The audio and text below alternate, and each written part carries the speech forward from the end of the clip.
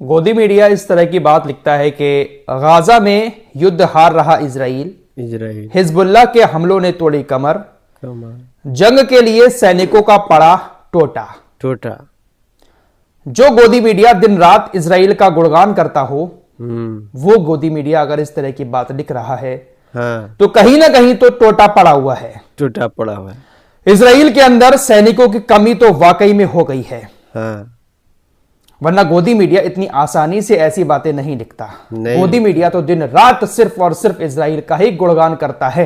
गोदी मीडिया की इस रिपोर्ट में लिखा गया है कि इजराइल में सैनिकों की भारी कमी हो गई है। गाजा के अंदर इजराइल के सैनिक बहुत ज्यादा मारे जा चुके हैं। इजराइल के नौजवान सेना में भर्ती नहीं होना चाहते। इजराइल की सेना में तकरीबन 10,000 सैनिकों की इस वक्त कमी है। भाड़े के सैनिक हायर करने में लगा हुआ है इजराइल। क्या बेंजामिन नेतन्याहू युद्ध हार चुके हैं? क्या बेंजामिन नेतन्याहू की युद्ध की नीति पूरी तरीके से फेल हुई है? ये तमाम वो बातें हैं जो गोदी मीडिया अब लिखना शुरू कर चुका है। और जब गोदी मीडिया इस तरह की बातें लिख रहा है तो यकीन मानो कहीं ना कहीं इजराइल के टोटे तो पड़े हुए। फिलहाल आप लोगों के सामने बहुत सारे ऐसे मंजर आते होंगे जहां पर मौतें दिखाई जाती हैं। यह भी एक सच है। गाजा, लेबनान, सीरिया, ये वो इलाके हैं जहां पर इजराइल हवाई हमले करके हजारों लोगों को मार रहा है। लेकिन गाजा के अंदर इजराइल के सैनिक भी मारे जा रहे हैं। वो खबरें ज्यादा बाहर नहीं आती हैं। लेकिन जब कोई बड़ा मारा जाता है तो उसकी खबर बाहर आती है। कल भी 2 सैनिकों की मौत गाजा के अंदर इजराइल ने कबूल की। और उन 2 सैनिकों में से इजराइल के पूर्व रक्षा मंत्री गादी ईसेनकोट का भतीजा था। गादी ईसेनकोट जो लगातार नेतन्याहू की मुखालिफत कर रहा है।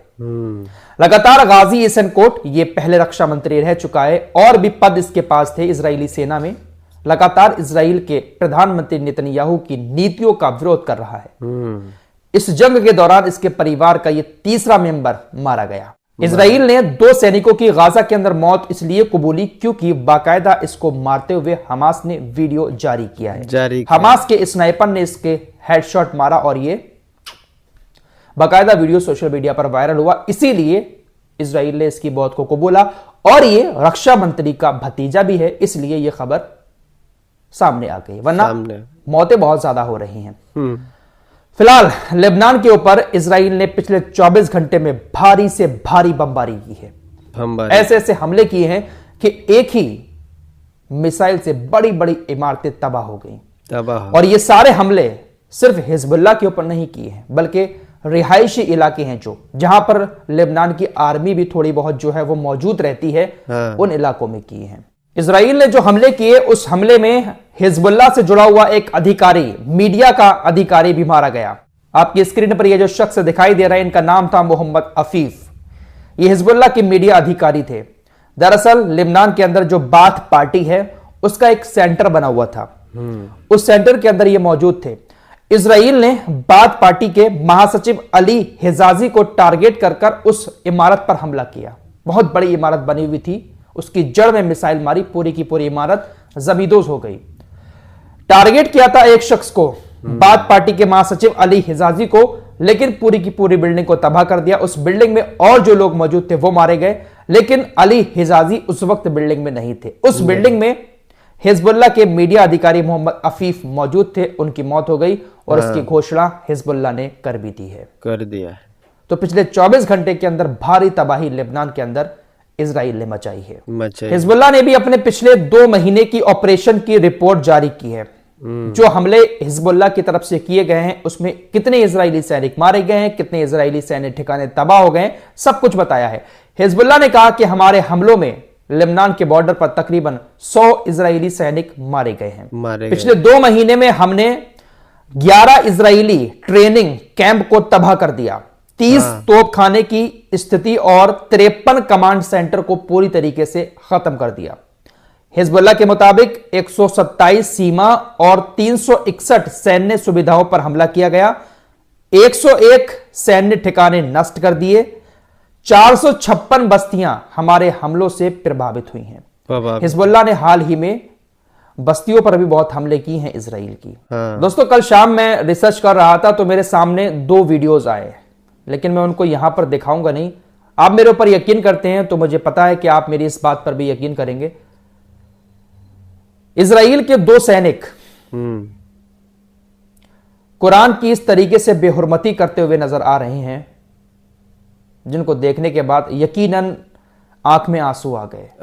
गिवाती ब्रिगेड 435 रोटेम बटालियन के एक इजरायली सैनिक ने जवालिया में पाकीजा कुरान पर पेशाब करते हुए एक वीडियो, एक फोटो शेयर किया। गिवाती ब्रिगेड की रोटेम 445 बटालियन के एक और इजरायली सैनिक जिसका नाम इजहाक बुजना है, उसने मई के महीने में पूर्वी रफा के अंदर एक मस्जिद के अंदर खुद को रिकॉर्ड किया, जहां पर वो एक कुरान को हाथ में लेकर ऐसे आग में फेंकता हुआ नजर आ रहा है।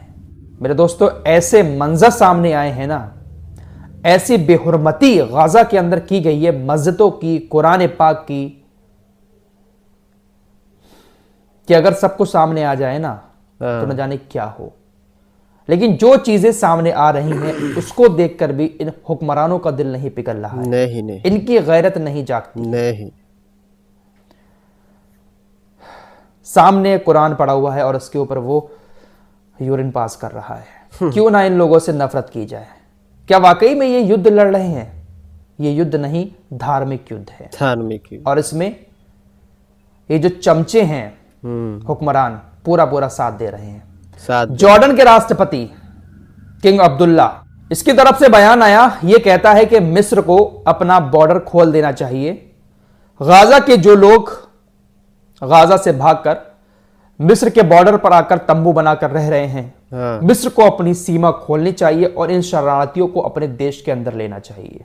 यह बात जो कह रहा है ना, ये हमदर्दी में नहीं कह रहा है, बल्कि ये इजराइल के सपोर्ट में कह रहा है। और इजराइल का मकसद भी यही है, जरूर है, कि ये जितने भी गाजा के लोग हैं ये दूसरे देशों में जाकर शरण ले लें, वहां पर जाकर बस जाएं और फिर पूरा गाजा खाली हो जाए, हम वहां पर कब्जा कर लें। लाल सागर में हूतीज हमले जारी रखे हुए हैं। यूके एमटीओ ने खबर दी है कि यमन के मुखा से 25 समुद्री मील पश्चिम में एक जहाज को हौती हमले का निशाना बनाया गया। जहाज की सुरक्षा टीम के मुताबिक एक मिसाइल नजदीक में गिरी, लेकिन जहाज पर नहीं गिरी। चालक दल और जहाज दोनों ठीक हैं। जैसा कि मैं आप लोगों को बता चुका हूं कि इजराइल की सेना ने लेबनान के अंदर जो हमले किए, उस हमले में 3 लेबनानी सेना के भी सैनिक मारे गए। इस बात की जानकारी खुद लेबनान की सेना की तरफ से दी गई है। आपको बता दें यहां पर कि लेबनान की सेना का युद्ध इजराइल से नहीं है। हिजबुल्लाह के साथ इजराइल लड़ रहा है, लेकिन लेबनान की सेना के साथ नहीं लड़ रहा है, और हमले में लेबनान के ही सैनिक मारे गए हैं। दोस्तों कल मैंने आपको बताया था ना कि कैसे ये लोग प्रोपेगेंडा फैलाते हैं। आयतुल्लाह खामेनी को लेकर भी प्रोपेगेंडा फैलाया गया कि आयतुल्लाह खामेनी कोमा में है और बहुत जल्द ईरान उनकी मौत की घोषणा करेगा। ईरान ने उनकी मौत की घोषणा तो नहीं की, बल्कि उनका एक फोटो कल का ही एक मीटिंग का जारी कर दिया और दिखा दिया कि देखिए वो कोमा में नहीं है, बल्कि वो ठीक ठाक हैं। सऊदी अरब के क्राउन प्रिंस मोहम्मद बिन सलमान ने कहा है कि ईरान को अपनी रक्षा करने का अधिकार है। हमारे रिश्ते इन दोनों और मजबूत हो रहे हैं। ईरान अगर हमला करता है इजराइल के ऊपर अपनी रक्षा में, तो हमला करने का उसको अधिकार है। डोनाल्ड ट्रंप का जो बेटा है जूनियर डोनाल्ड ट्रंप, उसने कहा कि बाइडेन प्रशासन और अमेरिकी सेना उनके बाप के सत्ता में आने से पहले कुछ ऐसे कारनामे कर रही है, कुछ ऐसे कांड करवाना चाहती है कि वर्ल्ड वॉर 3 शुरू हो जाए। डोनाल्ड ट्रंप के बेटे का यह कहना है। डोनाल्ड ट्रंप 20 जनवरी को जाएगा व्हाइट हाउस में, सत्ता में 20 जनवरी को आएगा। उसके बेटे ने कहा है कि उससे पहले ये लोग ऐसा करने में लगे हुए हैं कि वर्ल्ड वॉर 3 शुरू हो जाए। नेतन्याहू के घर पर इस वक्त काफी हमले हो रहे हैं। हिजबुल्लाह ने 3 बार ड्रोन अटैक कर दिया है, लेकिन कल नेतन्याहू के घर पर फायरिंग भी हुई है। और उस फायरिंग के सिलसिले में 5 लोगों को इजराइल की पुलिस ने गिरफ्तार भी कर लिया है। अब ये लोग कौन हैं, क्या वाकई में यहूदी हैं या कोई और हैं, अभी तक बात सामने नहीं आई है, लेकिन 5 लोगों को गिरफ्तार किया गया है। यमनी हुतीज ने लाल सागर के अलावा अब इजराइल के शहरों में भी अपने ड्रोन भेजना शुरू कर दिए हैं। यमन के हुतीज ने अशदोद और तेल अवीव में ड्रोन लॉन्च करने की घोषणा की। हुतीज ने इन दोनों जगहों पर ड्रोन लॉन्च किए क्योंकि इजराइल के अंदर ड्रोन सायरन लगातार बज रहे थे। ड्रोन वहां पर जाकर टकराए भी हैं और उनके छर्रों को इकट्ठा भी किया गया। उनके जो टुकड़े वगैरह थे उसको इकट्ठा भी कर रहे थे इजराइल के अधिकारी। हालांकि क्या कुछ हुआ है पूरी जानकारी अभी सामने नहीं आई है, लेकिन अशदोद और तेल अवीव तक यमन के ड्रोन पहुंच गए। रूस के राष्ट्रपति व्लादिमीर पुतिन हमेशा इस्लाम के लिए आवाज उठाते रहते हैं और हमेशा वो कहते रहते हैं कि इस्लाम आतंकवाद नहीं है। एक बार फिर से उन्होंने कहा है कि मैं पसंद करूंगा कि वो इस्लाम को आतंकवाद से ना जोड़ा जाए। वाकई में इस्लाम को आतंकवाद से जोड़ रहा है हर कोई कि इस्लाम है तो आतंकवाद है। जो भी आतंकवादी होते हैं वो मुस्लिम ही होते हैं, लेकिन रूस के राष्ट्रपति व्लादिमीर पुतिन हमेशा यही कहते हैं कि इस्लाम को आतंकवाद से नहीं जोड़ना चाहिए। दोस्तों, सीरिया के अंदर रूस की सेना मौजूद है।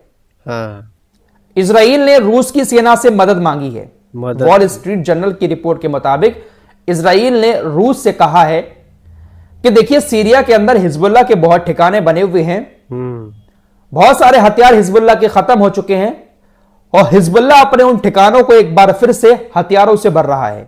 हिजबुल्लाह को अपने हथियारों के भंडार को भरने से रोकने के लिए हम आपकी मदद चाहते हैं। इजराइल रूस से मदद मांग रहा है, लेकिन क्या रूस इजराइल की मदद करेगा इस काम में? मुझे नहीं लगता। इजराइल की वायुसेना लगातार सीरिया पर हमले कर रही है और इस बात की पूरी कोशिश कर रही है कि हिजबुल्लाह अपने हथियारों के भंडार को दोबारा से सीरिया के अंदर ना भर पाए।